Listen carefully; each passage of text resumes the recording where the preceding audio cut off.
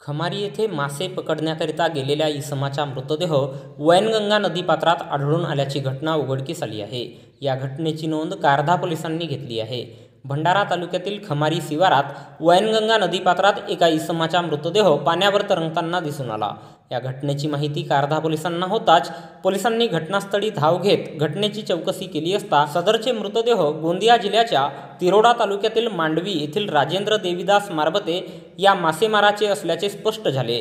राजेंद्र मारबते वय 40 वर्षे हा दिनांक 6 सप्टेंबर रोजी सकाळी 7 वाजता दरम्यान वैनगंगा नदीमध्ये मासे पकडण्याकरिता गेला होता।